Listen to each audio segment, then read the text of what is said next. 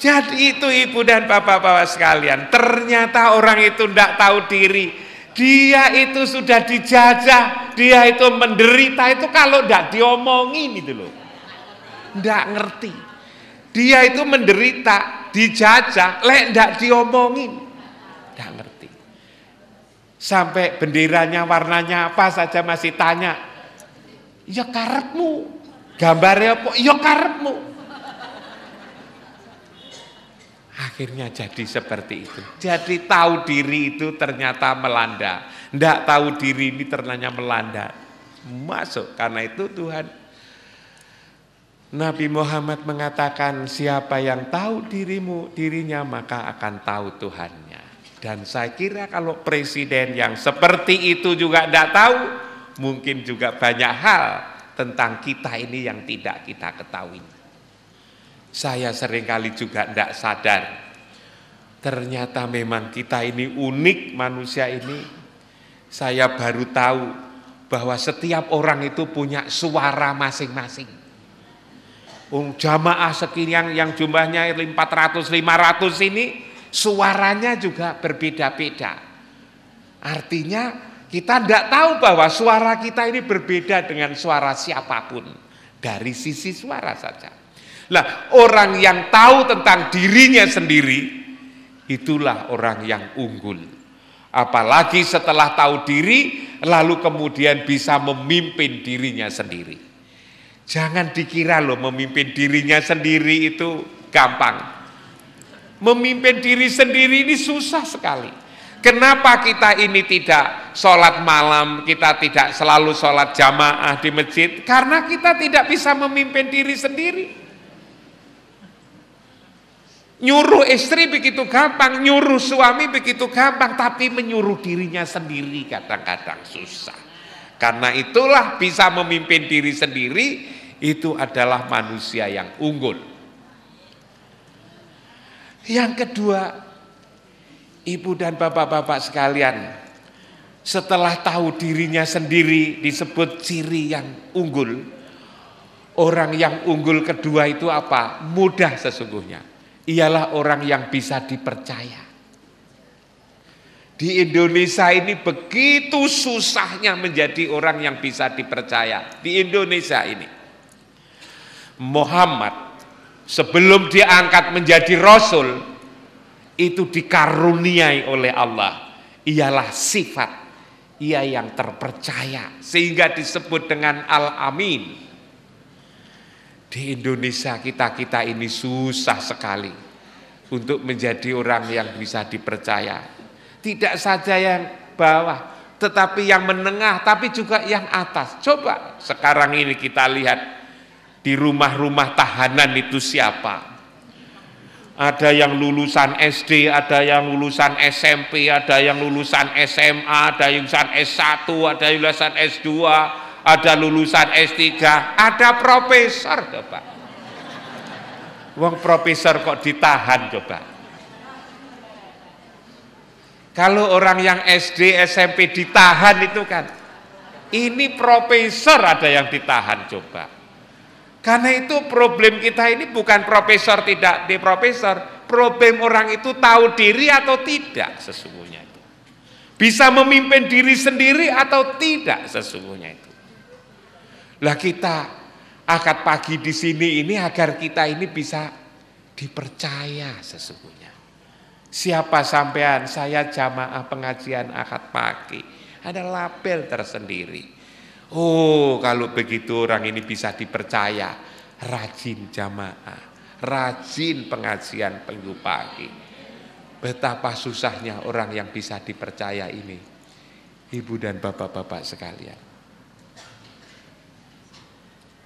Islam mengajarkan kepada kita ini. Dan ini memang dilanda. Indonesia kita ini dilanda. Saya kemarin tanya kepada seorang kiai sepuh, gimana yai kok kayak gini ini? Caranya gimana? Niku pancen salah kedaden Pak Imam. Salah kedaden. Asal muasale napa to yai? Asal muasale krana rezekine Pak Imam niku. Cirose karena rezeki katanya. Kok rezeki nggih? Sing dikonsumsi setiap hari niku mboten saged nyambung. Kalian sing maha suci niku mboten nyambung katanya itu kan. Rezeki pramila hati-hati. Terus disputi carane, Yai. Nggih duka kula nggih mboten sumerep, coba tak takoni dia juga ndak sumerep. Nggih kembali mawon Gusti Allah dijak pengajian katanya. Dijak pengajian katanya itu. Itu yang kedua. Yang ketiga orang unggul itu Ibu dan Bapak sekalian adalah orang-orang yang bisa menjaga pikirannya, bisa menjaga hatinya, dan juga bisa menjaga raganya ini. Jangan sampai kemasukan sesuatu yang tidak halal katanya itu. Pikirannya harus jangan memikirkan yang tidak-tidak, berangan-angan yang barangnya tidak ada. Berkhayal, pikiran harus dijaga. Jangan lalu kemudian memikirkan sesuatu yang akan merugikan dirinya sendiri dan juga orang lain. Hatinya harus dijaga. Jangan sampai ada dengki, jangan sampai ada hasud, jangan sampai ada takabur, sombong, jangan sampai, tapi harus ikhlas, harus sabar, hatinya harus bersih. Itulah orang yang unggul sesungguhnya itu terhadap diri kita sendiri. Dan ini jangan dikira gampang, jangan dikira kalau yang ceramah begini ini lalu kemudian selalu bisa. Tetapi belum tentu Ibu dan Bapak sekalian itu. Orang yang bisa tazkiyatun nafs, orang yang bisa menjaga dirinya sendiri, itulah orang yang unggul. Sedangkan yang ketiga, yang keempat, orang unggul itu adalah orang yang selalu berpikir dan berbuat bukan hanya untuk dirinya sendiri, tetapi juga untuk orang lain. Khairun nas anfa'uhum linnas. Manusia yang baik itu adalah manusia yang memberi manfaat buat manusia yang lain. Itu adalah orang unggul. Sementara ini kita masih berpikir untuk diri kita sendiri, tetapi belum berpikir untuk orang lain. Bahkan Ibu dan Bapak sekalian, manakala ini lalu kemudian dikembangkan, ini dikembangkan. Tidak saja sebaik-baik manusia adalah manusia yang memberi manfaat bagi manusia lain, tetapi dikembangkan sebaik-baik organisasi adalah organisasi yang memberi manfaat buat organisasi yang lain. Sebaik-baik negara adalah negara yang memberi manfaat buat negara yang lain. Itu ajaran Islam. Khairun nas anfa'uhum linnas. Khairul jam'iyat anfa'uha jam'iyah anfa'uha lil jam'iyat. Khairul balad anfa'uhum lil bilad. Coba. Manakala organisasi yang baik itu adalah organisasi yang memberi manfaat buat organisasi yang lain. Ibu dan Bapak sekalian, saya seringkali membayangkan, seringkali kita ini begitu fanatik kepada organisasi kita. Organisasi yang lain itu seperti bukan apa-apa, bahkan lebih rendah pada kita. Padahal ajaran Islam mengajarkan sebaik-baik manusia adalah manusia yang memberi manfaat untuk manusia lain. Sebaik-baik organisasi adalah organisasi yang memberi manfaat bagi organisasi yang lain. Coba kalau ini kita praktekkan dalam kehidupan sehari-hari. Misalnya di sebuah desa. Desa itu Muhammadiyahnya maju sekali. SD Muhammadiyah, klinik Muhammadiyah, lalu ada kegiatan-kegiatan Aisyah, lalu ada kegiatan-kegiatan pemuda Muhammadiyah. Maju desa itu Muhammadiyahnya. Lalu orang bertanya, di sini nih Muhammadiyahnya kok maju? Jawabnya bukan karena Muhammadiyah tokoh Muhammadiyah hebat, tapi jawabnya karena di sini ini ada orang NU yang hebat. NU yang hebat itulah lalu kemudian mengeterapkan sebaik-baik organisasi adalah organisasi yang memberi manfaat buat organisasi yang lain, maka orang NU itu bantu membuatkan madrasahnya Muhammadiyah, pengajiannya Muhammadiyah, rumah sakitnya itu dibantu. Begitu juga dibalik, NU kok maju sekali di sini. Ibu-ibu muslimat pengajiannya, tahlilnya, yasinannya, tibaannya, panti asuhannya, sekolah-sekolah NU kok maju. Ini gimana dulu ceritanya? Lalu diterangkan, karena di sini ada orang Muhammadiyah yang ikut membesarkan NU, bukan sebaliknya. Di sini NU kok tidak berkembang, tahlil-tahlil tidak ada, yasinan-yasinan tidak ada, tibaan-tibaan tidak ada, pujian-pujian kok tidak ada. Apa itu? Karena sudah diberantas oleh orang Muhammadiyah. Lah itu misalnya. Wong berantas kok merasa sukses, ya betul. Berantas kok merasa sukses. Jadi sebaik-baik organisasi memberi manfaat buat organisasi yang lain, seperti itu mestinya itu. Sehingga lalu yasuddu ba'duhum ba'du, bahwa yang namanya setiap kelompok, setiap orang saling memperkukuh. Ini yang belum ada di Indonesia, ini belum ada. Ribut saja itu. Yang satu kunut, yang satu tidak kunut saja sudah rewel. Sementara Tuhan tidak apa-apa, pakai kunut ya tidak apa-apa, tidak ya tidak apa-apa. Tuhan tidak miskin gara-gara ada orang tidak kunut atau orang kunut. Coba umpama ini dikembangkan, Indonesia lalu umat Islam itu menjadi bersatu, coba. Begitu juga negara. Begitu juga negara. Kalau negara itu lalu kemudian ingin hebat, maka negara ini harus memberi manfaat buat negara yang lain. Karena itulah pertanyaan, apa bisa? Saya dulu mimpin kampus. Kepala sekolah dulu juga saya terangkan, saya ini 41 tahun jadi kepala sekolah. Saya pernah menjadi kepala madrasah, itu 5 tahun di kampung saya Trenggalek sana, 5 tahun. MI, Mino, Madrasah Ibtidaiyah Nahdlatul Ulama, 5 tahun. Dan setelah saya renung-renungkan, mimpin madrasah itu ternyata lebih sulit daripada menjadi rektor. Kenapa? Karena madrasahnya itu swasta, tidak punya duit. Tapi madrasah ini karena ditopang oleh keimanan, maka madrasah itu tidak pernah ada yang mati, tak lihat itu. Tahan hidup, tapi sukar maju.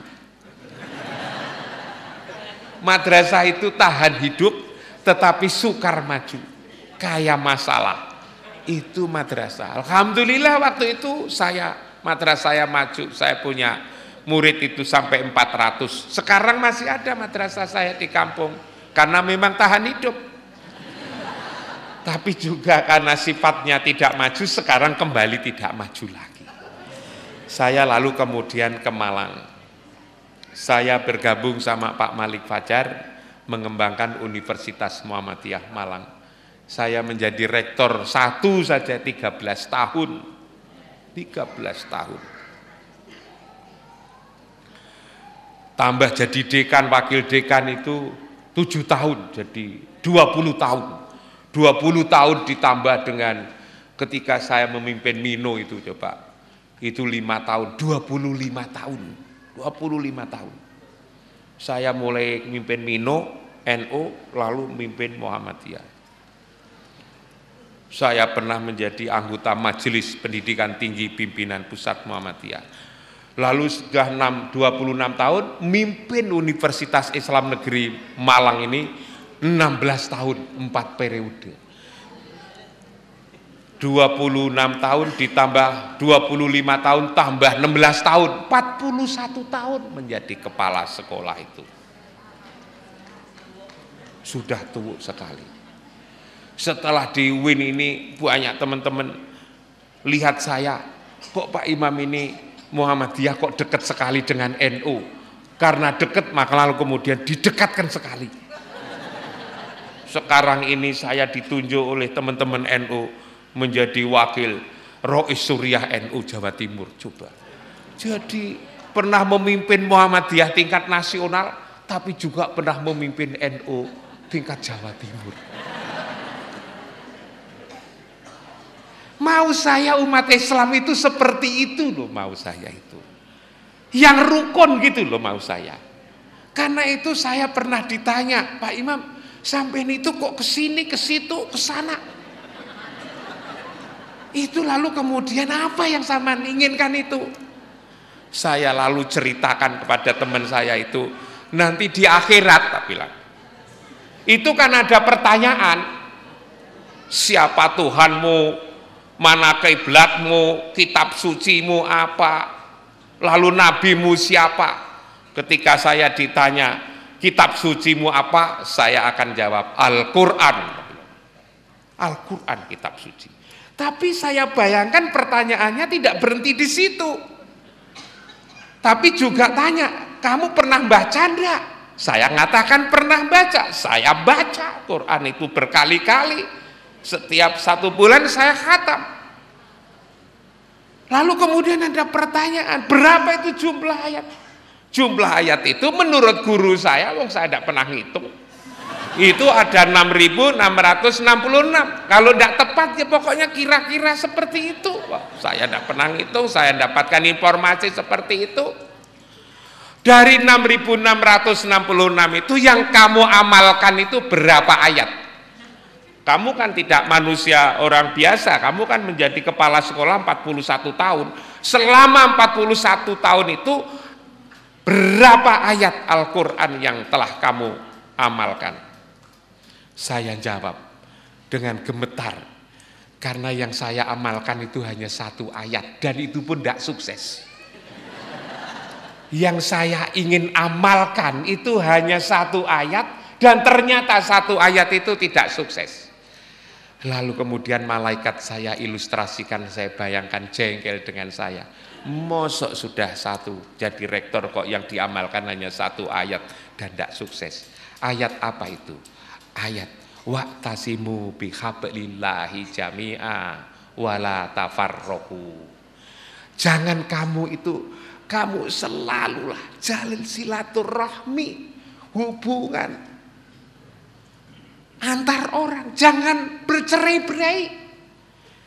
Ayat ini penting sekali di Indonesia ini dan juga di dunia ini. Tetapi seringkali terlupakan. Wa'tasimu bihablillahi jami'a wala tafarraqu. Ternyata kita ini selalu bercerai-berai. Itulah yang ingin saya perjuangkan. Malaikat lalu kemudian heran pada saya. Sudah jadi rektor kok lalu hanya 1 ayat tidak sukses.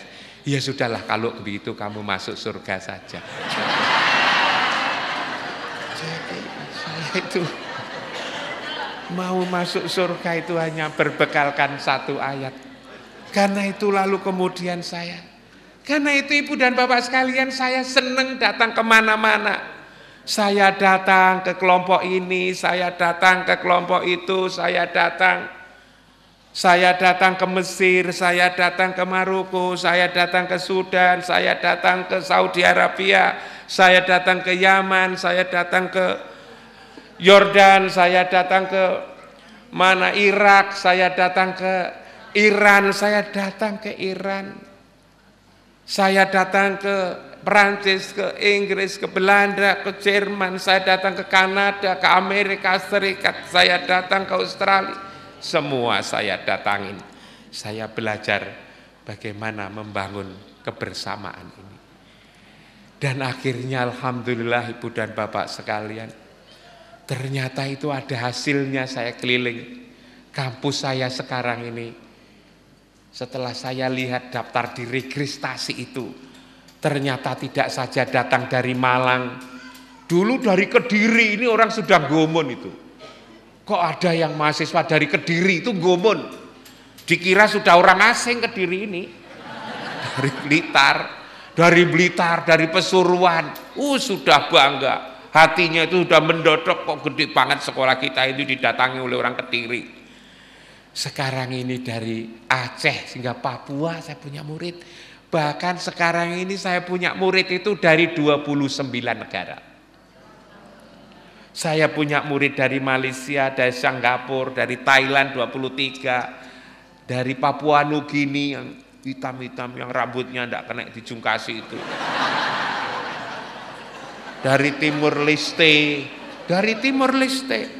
dari Filipina, dari Kamboja, dari Madagaskar saya punya 13, dari Yaman, dari Sudan, dari Syria, dari Libya, anak buahnya Saddam Hussein itu lebih dari 50. Saya punya mahasiswa dari Rusia, dari Slovakia, dari Rusia 29, dari Slovakia, dari Ukraina, dari Bulgaria, dari Albania.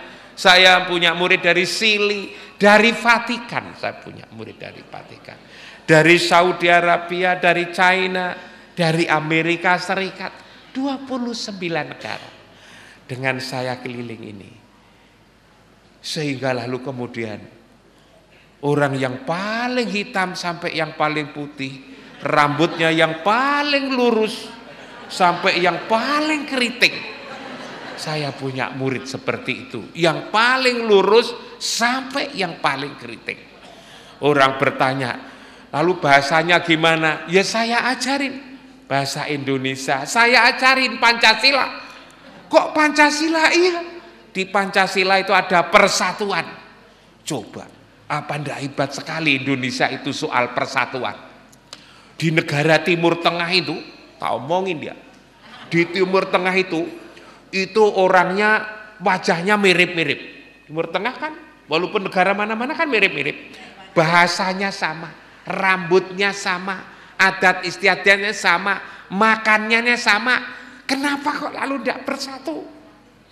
Di Indonesia ini, mulai dari Aceh sampai Papua, kebiasaannya berbeda-beda, makanannya beda-beda, bahasanya itu bahasa Jawa, Malang, Kediri, sampai Sunda, Sumatera, Aceh, lain-lain bahasanya itu. Makanannya berbeda, agamanya berbeda, jangankan itu, rambutnya. Coba bangsa Indonesia itu rambutnya, mulai dari yang barat Aceh, lurus kan?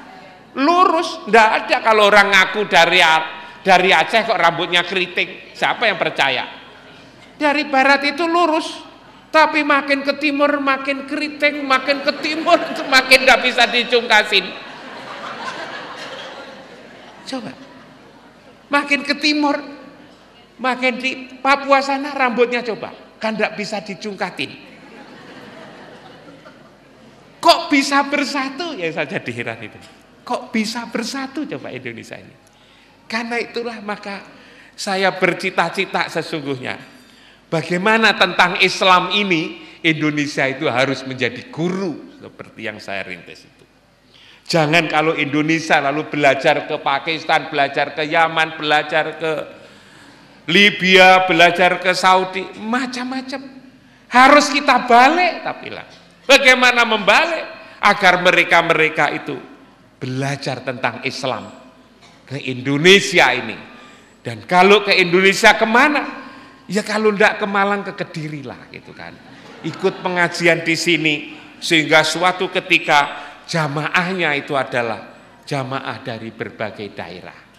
Kalau ini kita kembangkan Ibu dan Bapak sekalian, itu luar biasa. Dan ini orang-orang akan gumun sesungguhnya. Dengan lihat jamaah kayak begini, bagusnya kayak begini, itu akan heran. Saya tadi dipesan oleh Pak Abdurrahman, Pak, nanti katanya ada pertanyaan, jangan dihabiskan waktunya 1,5 jam. Dikasih 1/2 jam, barangkali jamaah ada yang bertanya. Kalau Pak Imam bisa jawab ya dijawab, kalau enggak ya enggak apa-apa, oh, enggak bisa kok. Enggak bisa kok ngaku bisa, misalnya gitu kan. Karena itu ini sudah 1 jam 1/4, kurang 1/4 jam, Maka lalu kemudian saya kasih kesempatan ibu dan bapak sekalian untuk ganti saya ceramah di sini. Atau kita lo tidak begitu mungkin bertanya, lalu kemudian saya akan jawab. Tadi saya bicara tentang sumber daya pengembangan umat Islam ini di mana-mana memiliki 4 sajalah paling tidak. 1 adalah orang yang tahu tentang dirinya sendiri. Man arafa nafsahu faqad arafa rabbahu. Barang siapa yang tahu dirinya maka akan tahu tentang Tuhannya. Presiden saja tidak tahu tentang dirinya. Yang kedua orang bisa dipercaya adalah orang unggul adalah orang yang bisa dipercaya. Sulit ini karena persoalan hati, persoalan kepentingan. Yang ketiga adalah orang yang bisa mengurus dirinya, hatinya, pikirannya dan juga badannya.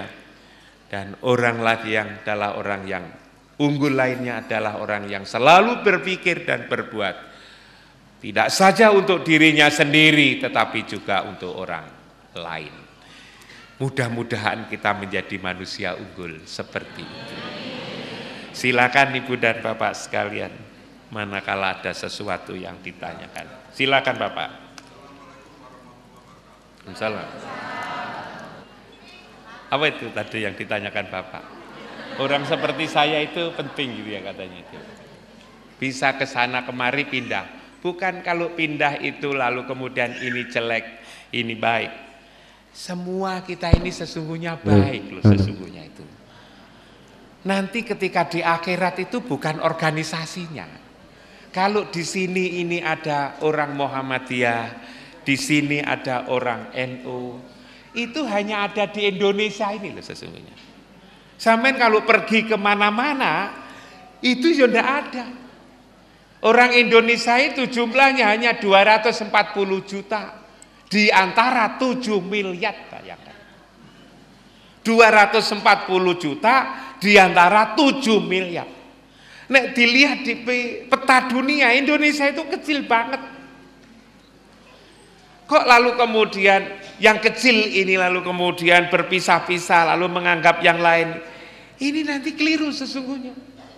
Kita menjadi umat Islam itu diharapkan menjadi umat yang selalu mengajak kepada kebaikan, kepada siapa saja.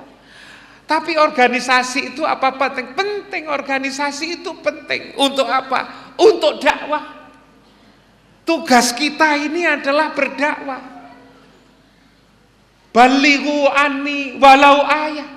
Sampaikan dari saya walaupun itu hanya 1 ayat. Dan usaha dakwah itu harus menang. Usaha dakwah kita itu harus menang. Tapi menangnya dakwah berbeda dengan menangnya bertinju. Kalau menangnya bertinju, manakala lawan kita itu mati. Sudah diantem 2 kali, jatuh, mati, itu menang.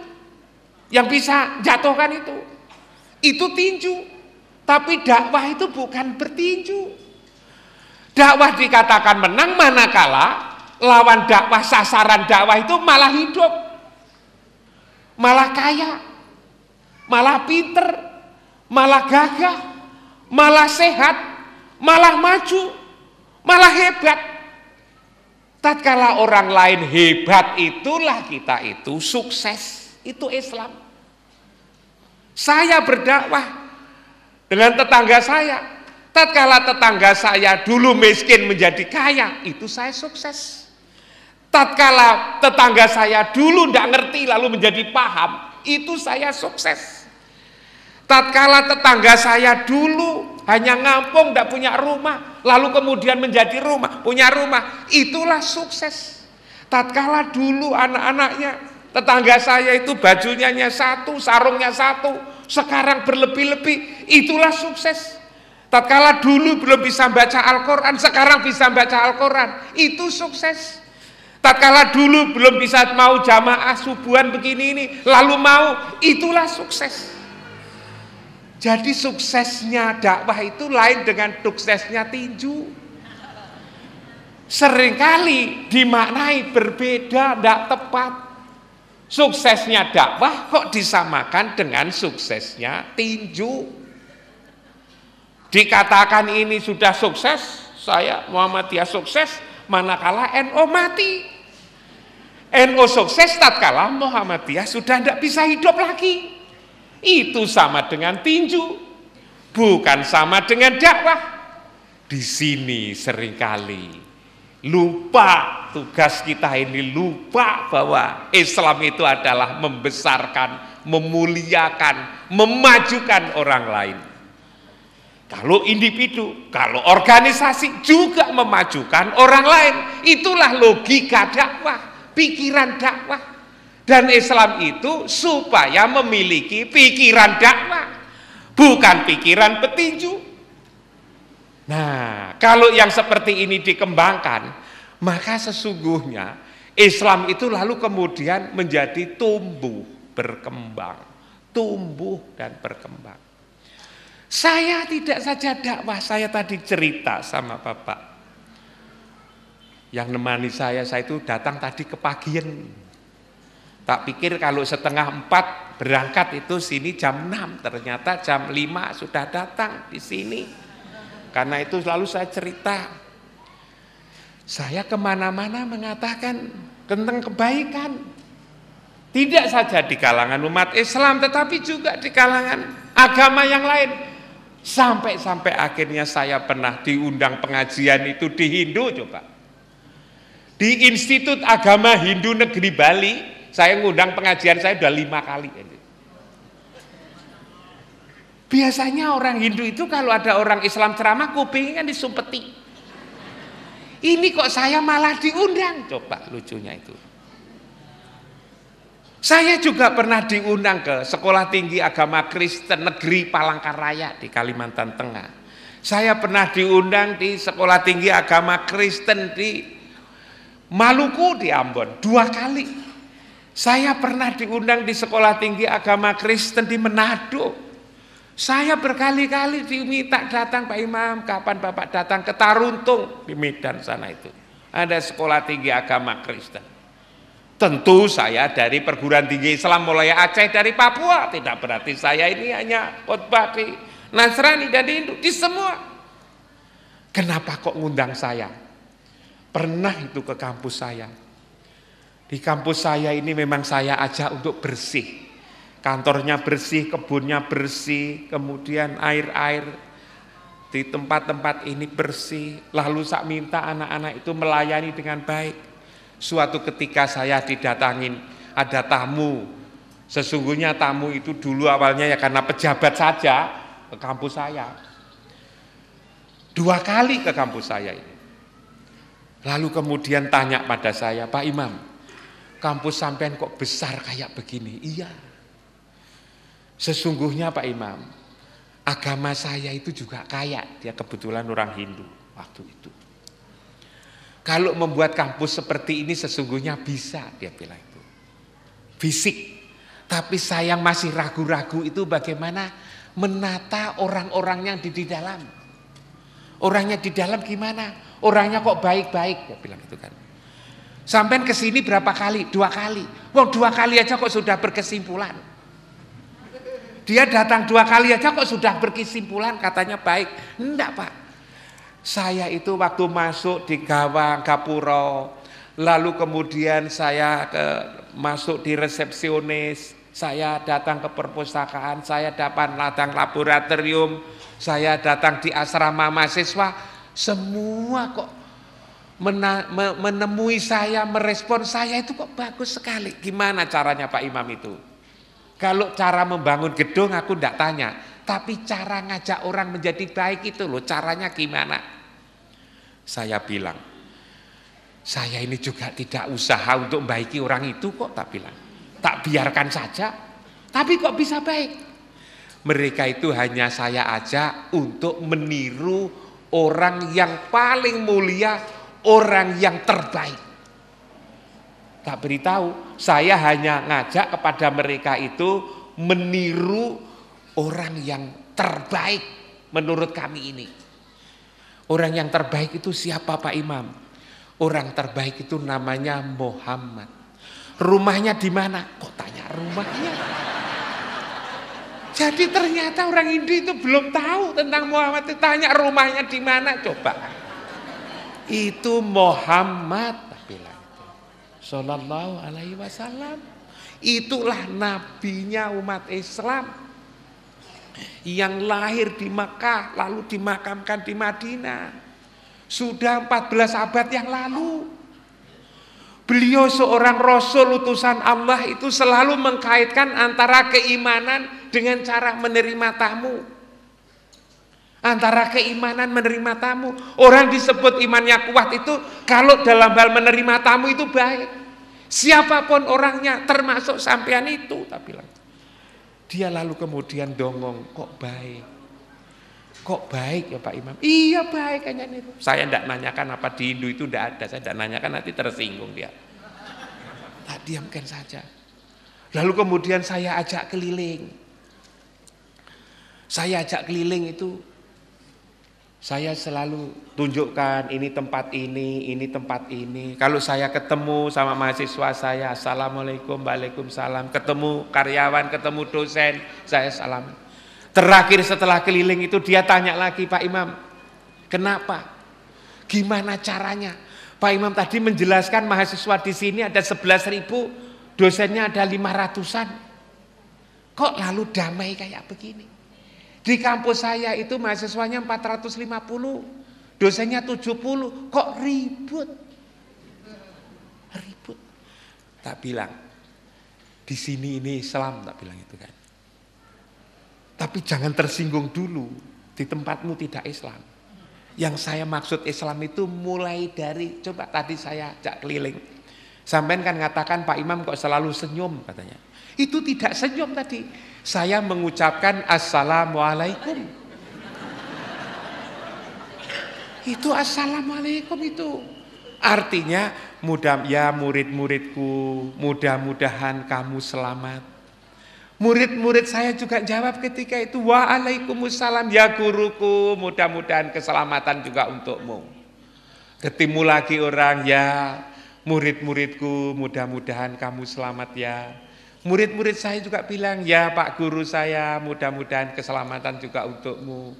Ketemu dosen, karyawan, ya saudara-saudaraku dosen, mudah-mudahan kamu semua selamat. Dosen juga mengatakan, ya Pak Rektor, mudah-mudahan keselamatan juga untukmu. Selalu saya ucapkan kayak gitu.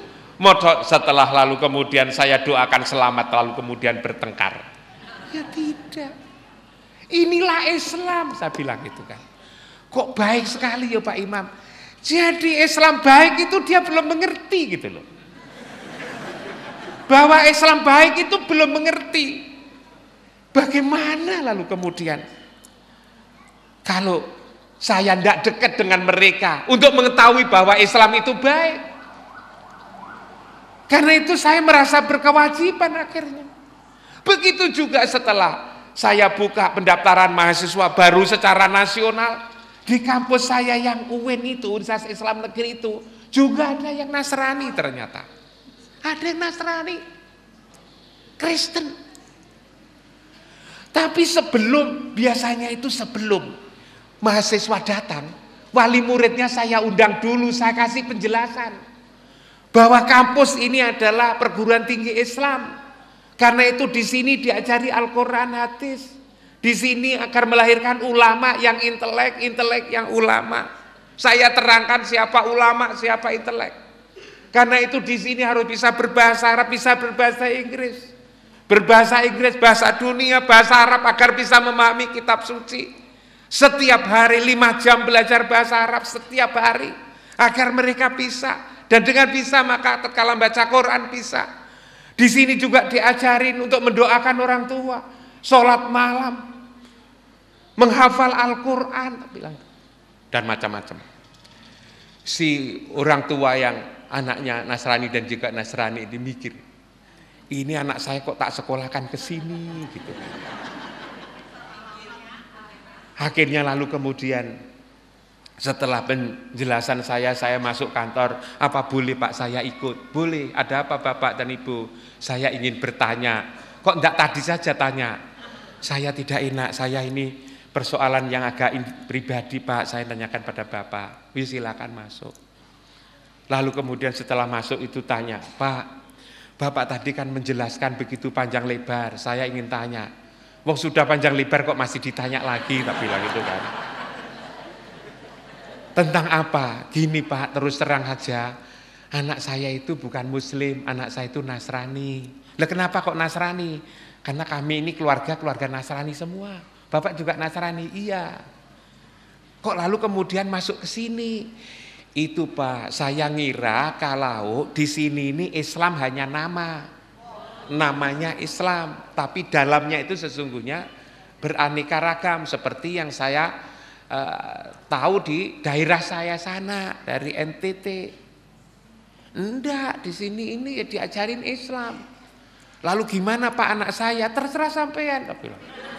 Masa tergantung saya. Tapi begini. Kalau Bapak di sini ini tersesat, Ibu di sini tersesat, dan tidak ikhlas masuk di sini, silakan keluar, tak bilang. Semua uang yang telah dibayarkan akan saya kembalikan semuanya. Tanpa saya potong serupiah pun, saya tidak mau mendenda orang yang tersesat, tak bilang itu. Orang sesat kok didenda, tak kembalikan semua. Tapi kalau ibu dan bapak anak mau sekolah di sini silakan. Asalkan menyesuaikan dengan visi maunya didirikan perguruan tinggi ini. Jangan di sini menyesuaikan putra bapak. Mau ndak begitu? Jadi boleh. Tapi saya ingin tanya dulu Pak, apa itu yang ditanyakan? Kalau anak saya nanti tak masukkan di sini, jangan dulu sekarang. Sekarang mikir saja dulu. Rembuk di keluarga, apa memang semua setuju untuk putranya sekolah sini? Kalau nanti timbul rame di keluarga, saya juga dianggap tidak benar. Dirembuk dulu. Ya, tapi saya bertanya Pak, apa kalau anak saya di sini juga harus belajar ngaji? Ngaji apa? Tadi Quran kitab suci. Iya, mau di sini sumber ilmunya Al-Quran. Apa anak saya juga harus belajar bahasa Arab? Iya. Wong di sini ini sumber ilmunya Al-Quran dan hadis Nabi yang berbahasa Arab, kok enggak bisa bahasa Arab? Apa anak saya juga harus tinggal di ma'had? Bapak tadi nyebut ma'had pesantren. Iya, bagaimana? Wong itu alat untuk agar bisa mempelajari bahasa Arab dan juga Al-Quran secara cepat. Tapi apa anak saya itu harus sholat? Tidak. Untuk apa sholat? Wong bapak Kristen kok sholat, nanti dikira Islam. Tidak perlu sholat, tapi harus tinggal di ma'had, harus belajar bahasa Arab, harus belajar Al-Quran. Salatnya tidak perlu. Salat itu hanya untuk orang yang Islam aja. Yang tidak. Oh gitu Pak, iya. Coba rembuk di rumah. Nanti kalau memang mau sekolah di sini. Akhirnya seminggu kemudian datang lagi, ngomong Pak anak saya mantap sekolah di sini. Toh tidak disuruh untuk sholat, tapi tinggal di ma'had loh ya, iya. Akhirnya sebulan kemudian minta disahadatkan. Karena Islam kok begitu bagus, pagi-pagi jam 4 sudah bangun, mendengarkan adzan, lalu mendoakan orang tuanya. Diajak mendoakan orang tuanya. Kalau begitu anak itu lalu kemudian saya kok tertarik dengan Islam. Minta disahadatkan. Dan akhirnya karena dia gigih belajar, rajin ke masjid, ternyata beberapa bulan kemudian itu jauh lebih pintar dia daripada yang santri lama-lama itu.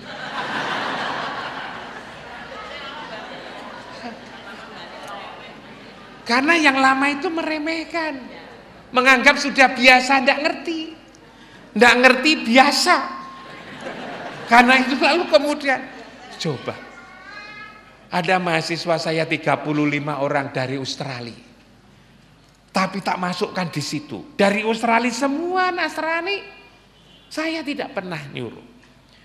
Waktu minggu pertama, minggu ketiga, kedua, itu tersiksa karena setiap pagi gerebeken wong adzan,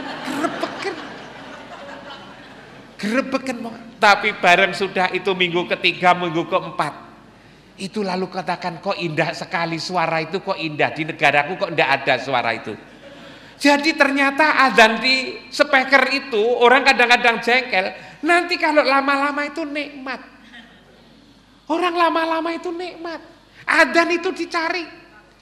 Bahkan walaupun di kampus saya yang di Australia itu hanya 3 bulan, itu tidak kurang 30% itu masuk Islam minta disyahadatkan. Lalu kemudian pernah ada rombongan datang dari Australia ingin tidur lagi di tempat itu. Untuk apa? Untuk dengarkan azan. Coba untuk dengarkan azan. Inilah sesungguhnya cara berdakwah, Pak. Sesungguhnya siapa saja cara berdakwah. Manakala semua orang lalu kemudian seperti itu mengajak kepada orang lain untuk berduyun-duyun masuk Islam, menikmati Islam ini, maka sesungguhnya adalah luar biasa. Dakwah jangan disamakan dengan tinju, menang dakwah jangan disamakan dengan menang tinju. Dakwah itu adalah ngajak agar semua menjadi orang baik, menjadi orang yang dekat dengan Allah, mencintai Rasul, mencintai kitabnya itu dengan cara yang bijaksana. Manakala itu yang dilakukan, khairun nas anfa'uhum linnas, maka kita sendiri akan menjadi manusia yang unggul sesungguhnya itu. Tetapi problemnya kenapa kok lalu kemudian dari tokoh itu seperti itu? Itu karena punya kepentingan sesungguhnya. Dia akan ditokohkan kalau lalu kemudian bisa seperti itu. Seringkali kita ini kalau kepada organisasi lain, saya organisasi A menceritakan organisasi B, yang diceritakan itu bukan baiknya, tapi jeleknya. Begitu juga organisasi C, kalau menceritakan organisasi A, itu yang diceritakan itu adalah jeleknya. Karena melihat yang jelek itu jauh lebih gampang daripada melihat yang baik. Melihat yang jelek itu jauh lebih gampang daripada melihat yang baik.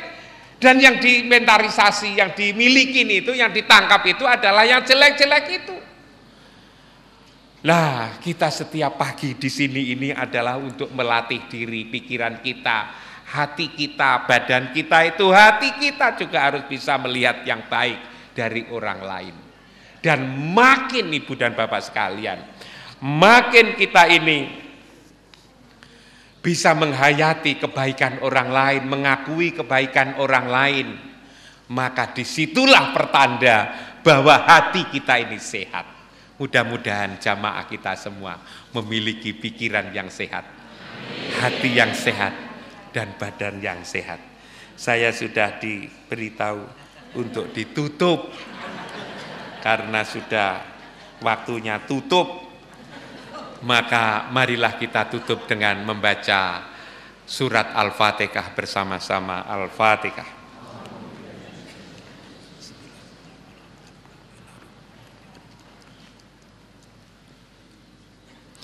A'udzubillahi minasyaitonirrajim. Bismillahirrahmanirrahim. Alhamdulillahirabbil alamin. Hamdan yuwafi ni'amahu wa yukafi'u majidah. Ya Rabbana lakal hamdu kama yanbaghi li jalali wajhil karimil ladhimul sultanik. Allahumma ja'alna dinana dinan Nabi sallallahu alaihi wasallam wa islamana islamal muslimin wa imanana imanal mu'minin wa salatana salatal khasiin wa qiyamana qiyamal wa ruku'ana ruku'al mutawadin wa sujudana sujudan wa a'malana a'malas sholihin wa niyatana niyatal mukhlisin. Rabbana hab lana min azwajina wa dzurriyyatina qurrata a'yun waj'alna lil muttaqina imama. Rabbana taqabbal minna innaka antas samiul alim wa tub alaina innaka antat tawwabur rahim. Rabbana dzalamna anfusana wa illam taghfir lana wa tarhamna lanakunanna minal khasirin. Rabbana atina fid dunya hasanah wa fil akhirati hasanah wa qina adzabannar. Subhana rabbika rabbil izzati amma yasifun wa salamun alal mursalin walhamdulillahi rabbil alamin.